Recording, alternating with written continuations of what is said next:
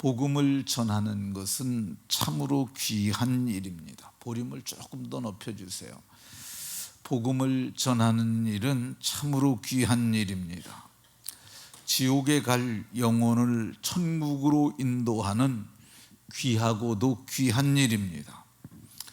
그런데 세상은 이것을 귀하게 여기지 않습니다. 귀하게 여기기는커녕 복음의 일꾼들을 천대하고 박해합니다. 복음을 가장 잘 전했던 분을 제게 꼽으라고 그러면은 저는 바울 사도님이시다 이렇게 생각이 듭니다. 근데 복음의 달인이었던 바울 사도님이 고린도전서 4장 13절에서 고백하기를 우리가 지금까지 세상에 더러운 것과 만물의 찌꺼기같이 되었다고 말씀합니다. 그렇게 복음을 전하는 훌륭한 복음의 일꾼이 이 세상에 더러운 것처럼 취급받았고 만물의 찌꺼기처럼 취급을 받고 받았다고 말합니다. 이 복음을 전하는 일을 예수님을 믿어서 구원을 받은 성도들 가운데서도 온전한 그리스도인이 되기까지는 그 가치를 잘 이해하지 못합니다. 그래서 교회가 그냥 편안하게 자기 신앙생활 하면 되지 왜 남에게 믿으라 말라까지 얘기를 하느냐 그러면서 비난하는 사람들이 있습니다. 그러나 진짜 거듭난 그리스도인이고 내세의 소망을 가지고 새 생명의 가치를 아는 사람들은 절대 그 말에 승복할 수가 없습니다. 이것은 주님께서 우리에게 하신 명령하신 지상 명령이고, 그리고 내가 복음을 전하기만 하면 저들이 영원한 생명을 얻는데 전하지 아니하면 저들이 멸망을 받는데 내가 어찌 이 복음을 전하지 않을 수 있느냐 하고 이 자발적으로 순종하여 복음을 전하는 사람들, 이 사람들이 바로 성령을 힘입어 복음을 전하는 자들이라고 할 것입니다. 성령을 힘입어 복음을 전하는 사람들은 어떤 사람들일까? 우리 지금 베드로전서 오늘 보았는데 베드로전서 1장 중심에서 살펴보면 이 성령을 힘입어 복음을 전하는 사람들은 3절에 우리를 거듭나게 하사 거듭난 사람들만 복음 전할 수 있습니다. 성경은 너희가 거듭난 것은 하나님의 씨로 된 것인데 이것이 항상 살아있는 하나님의 말씀으로 된 것이라고 말씀합니다. 썩어질 금이나 은 같은 것으로 대속된 것이 아니라 그리스도 예수의 보배로운 피로 속량받은 이 사람들이 거듭나서 성령을 힘입어 복음을 전할 수 있다고 말씀합니다. 그러니까 이게 세속적 가치로 볼 적에는 만물의 찌꺼기 같아 보이지만은 하나님 나라의 관점에서 보게 되면 복음을 전하는 사람들은 굉장히 가치 있고 복 있는 인생들이라 할 것입니다. 성령을 힘입어 복음을 전하는 사람들은 3절 하반절에 보면 산 소망이 있게 하시고 그러는데 성령을 힘입어 복음을 전하는 사람들은 산 소망, 살아있는 소망, 썩지 않고 더럽지 않고 쇠하지 아니하는 나라를 유업으로 받을 이 사람들만 이 성령을 힘입어 복음을 전할 수 있습니다. 성령을 힘입어 복음을 전하는 사람들이 어떤 사람들이냐? 이 12절 오늘 봉독한 본문을 보면 하늘로부터 보내신 성령을 힘입어 이렇게 말씀합니다. 그러니까 성령을 힘입어 복음을 전하는 사람들은 성령 받은 사람들이에요.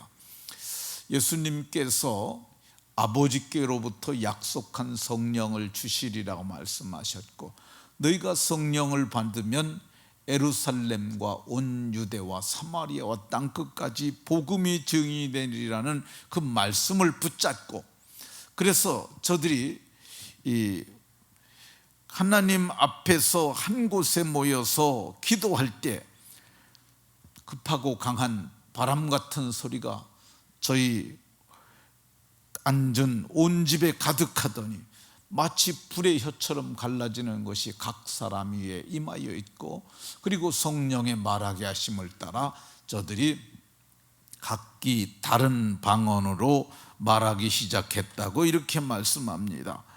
이 성령을 받은 사람들은 성령을 힘입어서 성령이 충만하여 복음을 전하기 시작을 합니다.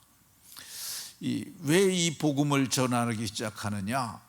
다른 이로서는 구원을 얻을 수 없기 때문입니다. 천하 사람 가운데 누구에게도 구원을 얻을 만한 다른 이름을 주신 적이 없음을 성령 받은 베드로 사도가 성령 받고 말했습니다.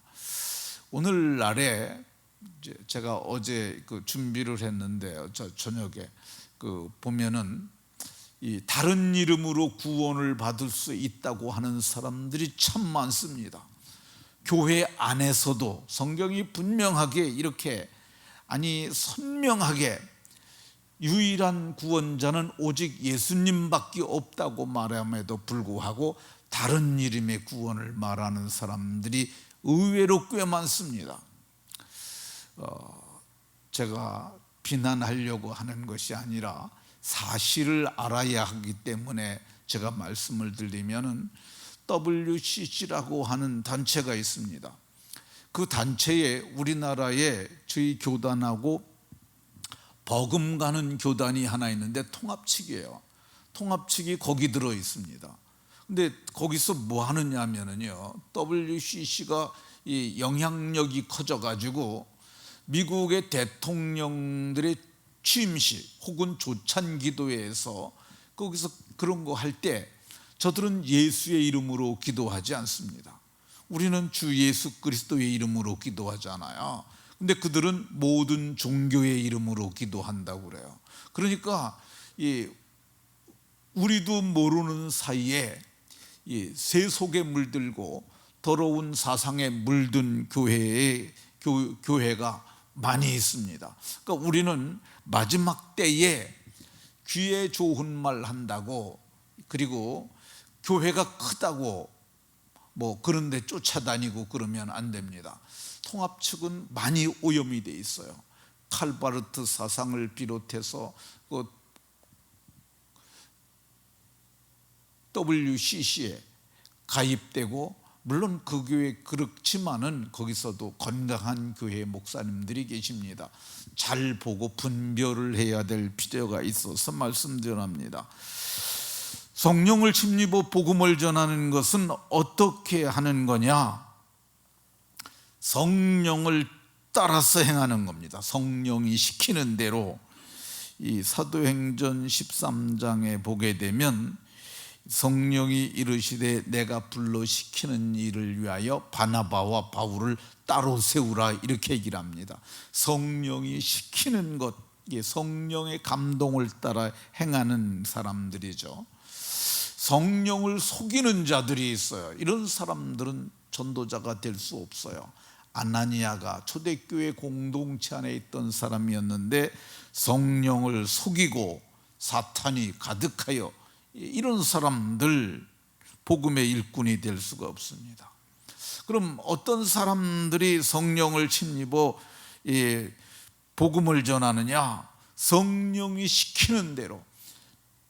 초대교회의 7 집사 중에 한 분이었던 빌립은 이 성령이 시키는 대로 그가 사마리아까지 가서 복음을 전했습니다. 이 빌립 집사님에게 너는 예루살렘에서 가사로 내려가는 길까지 가라 갔더니 이 한 수레가, 호화로운 수레가 있는데 거기에 한 사람이 앉아서 성경을 읽고 있었어요. 근데 성령께서 가까이 다가가라 그래서 갔더니 이 책을 읽고 있는 거야. 그래서 읽는 것을 깨닫습니까? 그랬더니 가르쳐 주는 이가 없는데 어찌 깨달을 수가 있겠습니까? 그러니까 읽는 데가 어디요? 그랬더니 이사야 53장을 읽고 있었어요. 이사야 53장은 순환당하는 그리스도를 보여주는 그 어린 양을 얘기를 하는데, 근데 거기서부터 빌립이 그 마차에 같이 타고 가면서 이분이 바로 그리스도고 그분께서 이미 오셨고 그분이 우리를 위하여 대속하셨습니다. 그랬더니 그가 내가 이 세례를 받겠다고 가다가 물이 있으니까 거기서 세례를 받는 겁니다. 이게 성령이 시키는 대로 복음을 전하는 거예요. 이 빌립이 전한 복음이 어떻게 되느냐? AD 313년에 로마의 콘스탄티누스 대제는 그는 기독교를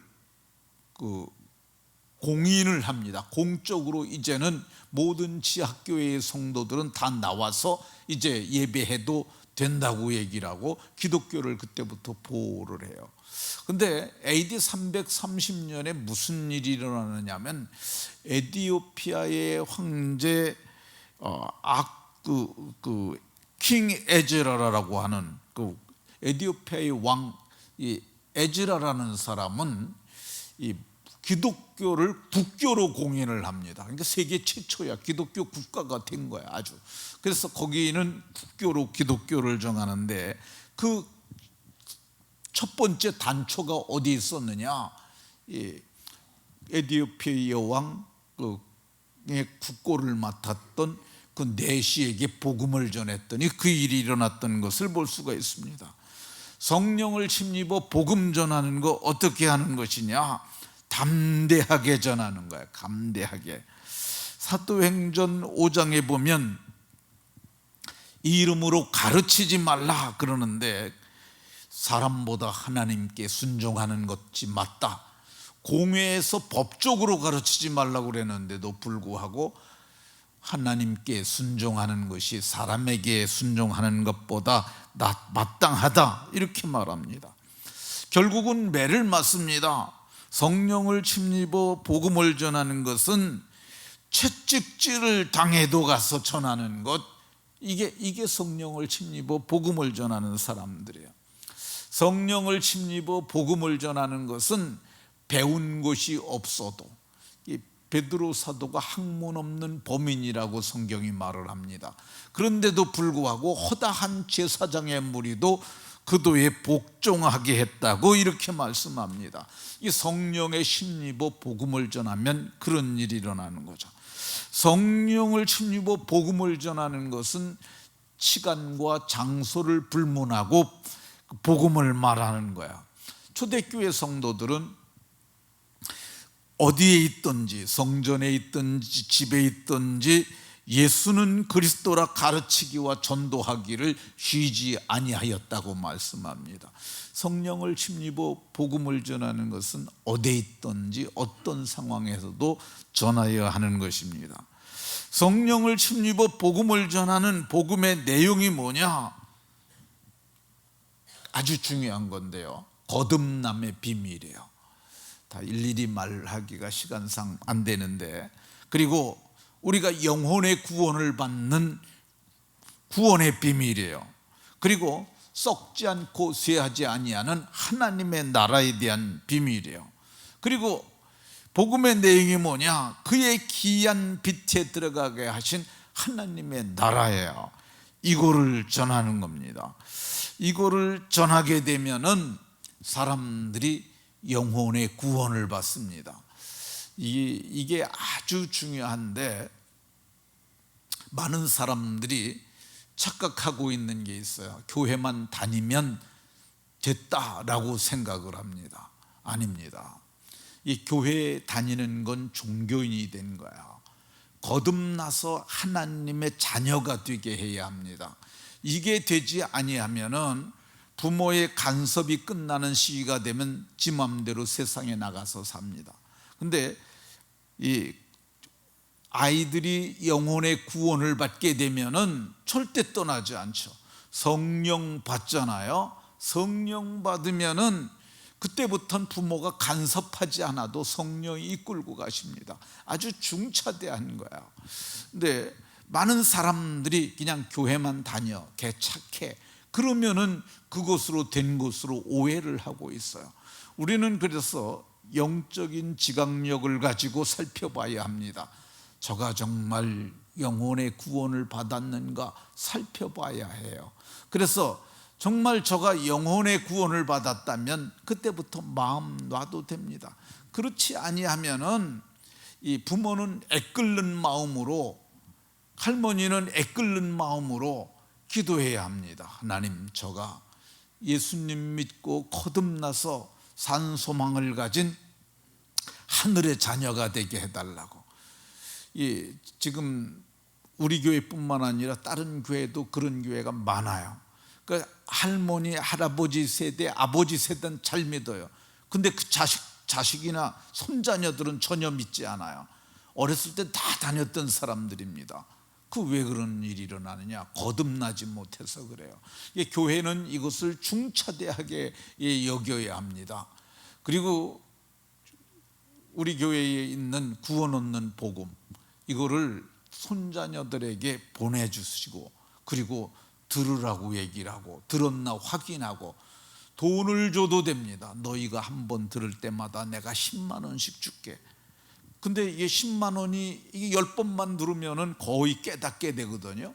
100만 원 들여서 영혼의 구원을 얻는다면 헐만한 거 아닙니까? 이건 정말 가치 있는 돈이라고 저는 생각을 해요. 이렇게 복음을 전하는 자들에게 하나님께서 주시는 복이 참 많습니다. 한 가지만 얘기하고 마치겠습니다. 7절에 보면 그리스도께서 나타나실 때 세상에서 만물의 찌꺼기같이 살았던 그 사람들에게 칭찬하실 것이고, 또 그에게 영광의 관을 씌워주실 것이고, 그를 존귀하게 하실 것이라고, 칭찬과 영광과 존귀를 7절에 얻게 하실 것을 말씀합니다. 이것이 가히 상상할 수 없는 하늘의 보상입니다. 이 보상을 바라고 믿음으로 성령을 힘입어 복음을 전하는 하늘의 권속들이 다 되시길 예수 그리스도의 이름으로 축원합니다.